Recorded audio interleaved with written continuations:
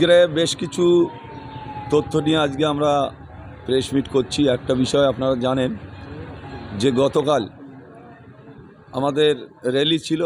আমরা র্যালি ফেরার পথে আমাদের বোদরা অঞ্চলে একটা জায়গায় আমরা আগে গাড়িতে বেরিয়ে এসেছি।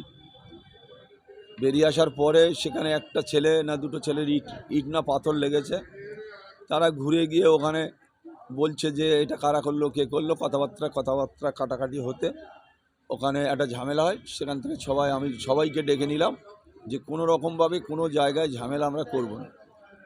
চলে আসার পরে শওকত মোল্লা বাহারুলের নেতৃত্বে সেখানে বেশ কিছু বাড়ি হামলা করা হয়েছে। মহিলাদের পর্যন্ত গায়ে হাত দেওয়া হয়েছে, তাদের বাড়ির সমস্ত জিনিসপত্র বার করে নেওয়া হয়েছে। এই ধরনের ঘটনা শওকত মোল্লা নিজের উপস্থিতিতে, বাহারুল সে ওই বিধানসভার ক্যান্ডিডেট, তাদের নিজের উপস্থিতিতে যেভাবে তসরুপ করা হয়েছে, যেভাবে তাণ্ডব চালানো হয়েছে, আমরা বারবার বলছি যে এই তাণ্ডবটা ওরা চালাচ্ছে আর এলাকার লোকের ভয় ভীতি সৃষ্টি করছে। তাই আমি বলবো যে অবিলম্বে যদি শওকত মোল্লা এই ধরনের কাজ থেকে বিরত না থাকে, বাহারুল কি ভেবেছে আমরা যদি মনে করি আমরা অনেক কিছু করতে পারি, কিন্তু আমরা করছি না। আমি ওদের হুঁশিয়ারি দিয়ে বলি যে তোরা সাবধান হ, কোনো জায়গায় বাড়তি গণ্ডগোল করার চেষ্টা করলে আইএসএফের নেতৃত্ব, আইএসএফের কর্মীরা কিন্তু ছেড়ে কথা বলবে না।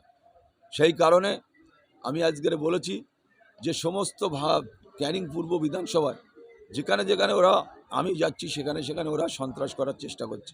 আমি ফিরে আসলে সেখানে সন্ত্রাস করছে। আপনার গত পরশু দেখেছেন আমার গাড়ি ভেঙে দেওয়া হয়েছে, আমার উপরে অ্যাটাক করা হয়েছে, গুলি চালানোর চেষ্টা করেছিল, গুলি চালাতে পারিনি। কিন্তু একটা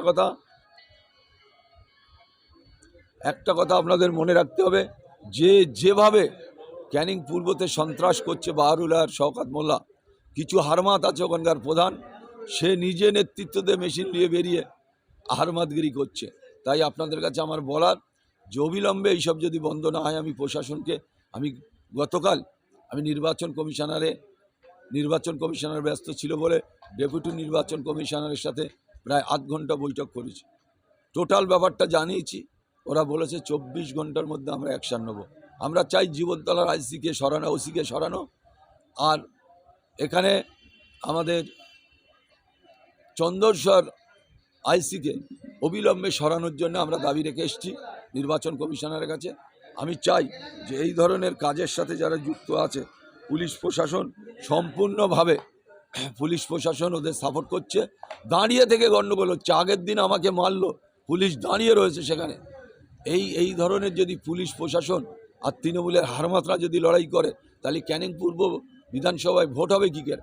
আমরা সেইটা নিয়ে সমস্তটা নির্বাচন কমিশনারকে জানিয়েছি। আমরা চাই অবিলম্বে শওকত মোল্লা আর বাহারুল অ্যারেস্ট হোক।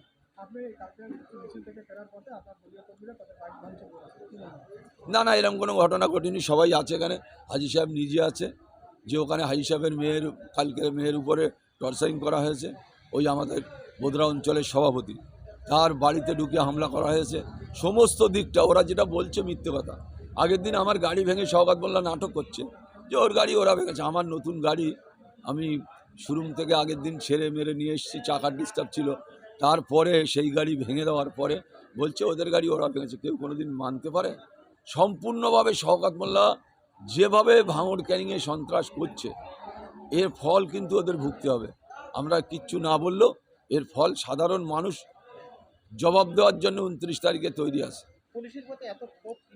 পুলিশ একতরফা কাজ করছে।